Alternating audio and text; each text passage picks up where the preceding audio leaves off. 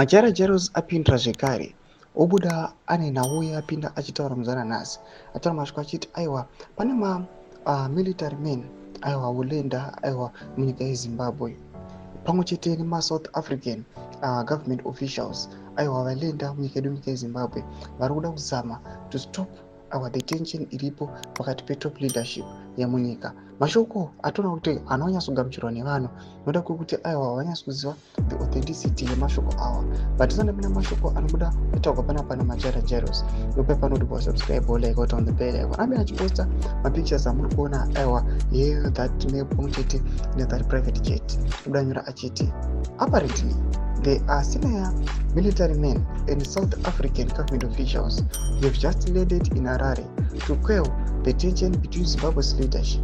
This is getting out of hand and causing a security threat. Mashoko anodanyorwa panapa paindi yamuri kuona Majara Jaros achiti aiwa pane military men vasingazikanwa kuti vabvepi pamwe chete South African government officials valenda zvekare vari kunzi aiwa mauya to quell tension iripo panguva ino iri kuonekwa kunzi this tension aiwa hakusati kwamboitika tension yakadai kubva ZANU-PF party ichivambwa. Panapa vanhu vanoitisha mareactions avo mudanyura achiti watanga jai. Panapa tinoona kuti anouya achikomenda zvekare achiti I post everything that I am told then I verify later. Yes, it is left this evening but the draft ones are saying it is coming for SADC ministerial meeting yaitwa kuseni. Those who came from South Africa didn't use South African Air Force jet.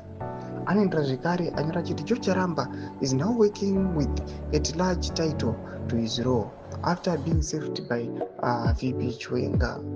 Mwanopindawo achari masviko achiti aiwa mambo anonyepa avo ava masviko atiri kuona kuti aiwa people since they are not trusting aiwa mukomana Majara Jaros but Majara Jaros ari kuchizvidefenda achiti aiwa inini ndongo yachiposta mashoko anongoreceiva at that time information andangowana then akatoikanda pasocial media ozoverifya later but panapa anoti aiwa there is some hope yekuti chinogona chiri chokwadi noda kwekuti ari kuona zvimwe zvinhu zviri toripo paground. Tudze mafungiro enyu muri kudi pamusoro pechitiko ichi mina comment section yedu tudze mafungiro enyu tsona subscribe like turn on the bell icon.